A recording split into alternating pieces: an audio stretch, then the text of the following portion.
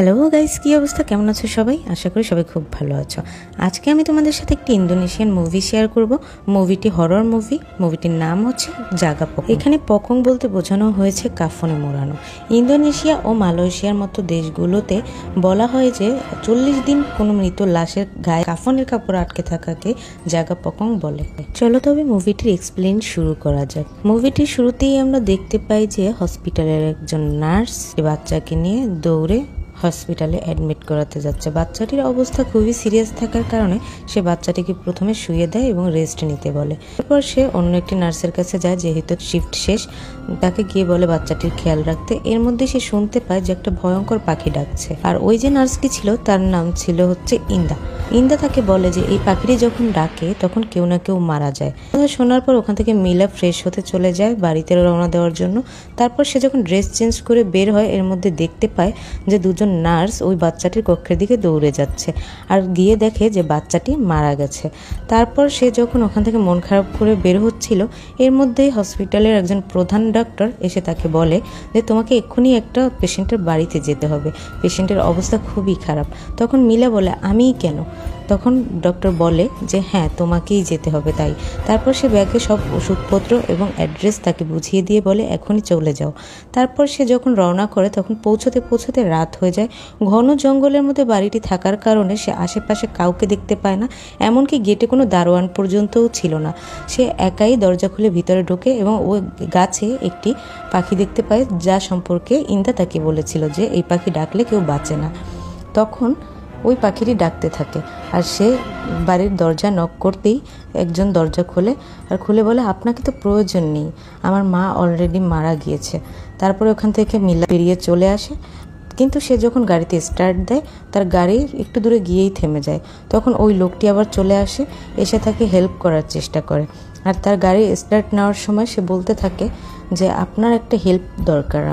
আমার মা তো মারা গেছে, উনি আসলে আমার সৎ মা, ওনার পরিবারের সবাই আগামীকাল সকালে আসবে। আপনি যদি আমাকে একটু সাহায্য করতেন তাকে গোসল করানোর ব্যাপারে আর কাফনের কাপড় পরানোর ব্যাপারে, তাহলে খুব উপকার হতো। তারপর মিলাকে নিয়ে ওই লোকটি বাড়ির ভিতরে যায়, একটি কাফনের কাপড় তার হাতে দিয়ে বলে যে এই কাফনের কাপড়টি আমার মাকে পরিয়ে দিন, কারণ উনি চাইতেন যে ওনার মৃত্যুর পর এই কাফনের কাপড়টাই যেন তাকে পরানো হয়। তারপর মিলা রাদিতের মাকে কাফনের কাপড় পরিয়ে মুড়িয়ে রাখে। এরপর সে উপরে যায় ব্যাগ নিতে বাড়ি চলে যাওয়ার জন্য। এর মধ্যে রাদিতের কাছে একটি কল আসে, তারা তার মাকে দাফন করার সম্পূর্ণ কাজে সহায়তা করার জন্য তাকে ডেকে পাঠায়। তারপর রাদিত মিলাকে বলে যে আজ রাতের জন্য আপনি একটু আমার বাড়িতে থাকুন, আমার একটু বাহিরে যেতে হবে প্রয়োজনীয় কাজে। এরপর মিলা উপরে একটি মেয়েকে দেখতে পায়। তারপর সে জিজ্ঞাসা করে মেয়েটিকে, আর রাদিত বলে ও আমার মেয়েটির নাম নভি। তারপর ওখান থেকে রাদিত চলে যায়। তারপর তারা দুজনে একসাথে উপরে চলে যায়। যাওয়ার পর মিলা দেখতে পায় যে লাশটির নাক থেকে তুলো সরে গিয়েছে। তখন সে লাশের নাকের মধ্যে আবার তুলো, তারপর সে উপরে চলে যায়। উপরে গিয়ে সে নভির সাথে গল্প করার চেষ্টা করে, নভির সাথে হ্যান্ডশেক করতে চায়, কিন্তু নভি কোনোভাবেই তাকে পাত্তা না দিয়ে ওখান থেকে চলে যায়। সমস্যা থাকার কারণে নভি ঠিকমতো হাঁটতে পারতো না। এর মধ্যে হঠাৎ শোনা যায় যে একটি গ্রামোফোন হঠাৎ নিজে নিজেই বেজে উঠেছে। মিলা এটা দেখে ভয় পেয়ে যায়, তবুও সে ওটি বন্ধ করে দেয়। এর মধ্যে মিলা আবার নভির চিৎকার শুনতে পায়, আর চিৎকার শুনতে পেয়ে দৌড়ে উপরে চলে যায়। গিয়ে দেখতে পায় নভি খাটের নিচে শুয়ে শুয়ে ভয় চিৎকার করছে, কিছু একটা দেখাচ্ছে তাকে আলমারির দিকে। তখন মিলা খেয়াল করে শুনতে পায় যে আলমারির ভেতর থেকে একটা অদ্ভুত শব্দ শোনা যাচ্ছে, স্ক্র্যাচের মতো শব্দ। সে ভালো করে খেয়াল করেও শুনে বুঝতে পারে যে হ্যাঁ, ভিতরে এমন কেউ আছে যে শব্দটা করছে, কিন্তু সে আলমারি খুলে দেখে ওখানে কেউই নেই। তারপর ওখান থেকে নভিকে সে বের করে বিছানায় শুয়ে দেয়। এরপর পানি পিপাসা পেলে মিলা একটু রান্নাঘরে যায় পানি পান করার জন্য, কিন্তু তখন সে দেখতে পায় যে পর্দার পেছনে কোনো একটা লাশের মতো দাঁড়িয়ে আছে, তার দিকে তাকিয়ে আছে। সে যখন ওখানে যায় দেখে কেউই নেই। আবার সে যখন সিঁড়ি দিয়ে উপরে উঠছিল তখনও তার কাছে মনে হচ্ছিল পর্দার পেছনে কেউ আছে, কিন্তু সে আবার কাউকে দেখতে পায় না। এরপর সে উপরে চলে যায়, আর যাওয়ার সময় তার পিছনে আমরা একটা অদ্ভুত লাশ দেখতে পাই। মিলাকে কেউ জোরে ধাক্কা দিয়ে দৌড়ে পালিয়ে যায়। এর মধ্যে মিলার ঘুম ভেঙে যায়। এর থেকে আমরা বুঝতে পারি যে মিলা এতক্ষণ ঘুমিয়ে ঘুমিয়ে স্বপ্ন দেখছিল, আর মিলাও এটা বুঝতে পেরে তৎক্ষণাৎ দৌড়ে নভির ঘরে যায়। নভির ঘরে গিয়ে দেখে যে সে ঘরে নেই। তারপর সে নভিকে খুঁজতে বাহিরে বের হয়, আর সে যখন বাড়ির বাহিরে বের হয় তখন সে দেখতে পায় যে নভির যে সেই লাঠিটি যেটিতে ক্র্যাচ করে সে হাঁটতো, সেই লাঠিটি বাহিরে পড়ে আছে, আর সে ছাদে উঠে দাঁড়িয়ে আছে। আর তাকে ওইভাবে দেখতে পেয়ে সে খুবই ভয় পেয়ে যায়। তখন তাড়াতাড়ি করে সে দৌড়ে বাড়ির ভিতরে প্রবেশ করে আর সমস্ত বাড়িতে ছাদে ওঠার পথ খুঁজতে থাকে। এক পর্যায়ে সে খুঁজে পেয়ে তাড়াতাড়ি করে ওখান থেকে নভিকে উদ্ধার করে আর নভিকে উদ্ধার করে নিচে নিয়ে আসে। মিলা নভির শরীরে হাত দিয়ে দেখে তার সমস্ত শরীর ঠান্ডা হয়ে আছে, আর তাই সে তাকে চা বানিয়ে খাওয়ায় আর তাকে জিজ্ঞাসা করে, তোমাকে কি এখানে জোর করে কেউ আটকে রেখেছে, বা তুমি এখানে কিভাবে এসেছো আমাকে বলো। কিন্তু নভি কিছুই বলে না। এরপর মিলা যখন ঘরে যায় তখন তার সামনে হঠাৎ ওই লাশটি চলে আসে, কিন্তু সে যখন আবার তাকায় পিছনে দেখতে পায় কেউ নেই। তারপর সে আয়না দেখছিল, এমন সময় হঠাৎ করেই আয়নার মধ্য থেকে ওই লাশটি বেরিয়ে আসে আর সে এটা দেখে ঘর থেকে পালানোর চেষ্টা করে, কিন্তু বাহির থেকে দরজাটা আটকে যায়। অনেক চেষ্টা করার পর সে দরজাটা খুলতে পারে আর তারপর সে দৌড়ে নিচে নেমে আবার নভিকে খুঁজতে থাকে। তারপর নভিকে নিয়ে সে গাড়িতে উঠে গাড়ি স্টার্ট দেওয়ার চেষ্টা করে, কিন্তু গাড়ি কোনোভাবেই স্টার্ট নিচ্ছিল না। মধ্যেই নভিকে কোনো একটা অদৃশ্য শক্তি ভিতরে টেনে নিচ্ছিল ওকে, কিন্তু এই মুহূর্তে ইলেকট্রিসিটিও চলে যায়, পুরো বাড়ি অন্ধকার হয়ে যায়। যেহেতু পুরো বাড়ি অন্ধকার, আশেপাশে কেউ নেই, সো এখানে মিলাকে সাহায্য করার মতো কেউ নেই। বাড়ির ভিতরে ঢোকার পর সে দেখে যে নভি খুবই ভয়ঙ্করভাবে বলছে যে আমি এই বাড়ির মালিক, আমি এখানেই থাকবো, আমাকে কোথাও নিতে পারবে না। এসব বলার পর হঠাৎ করেই সে মিলার উপর আক্রমণ করে আর মিলা ওখান থেকে দৌড়ে পালানোর চেষ্টা করে। এক পর্যায়ে সে বাহিরে বের হয়ে রুমের দরজা আটকে দেয় আর ভিতরে নভিকে আটকে ফেলে।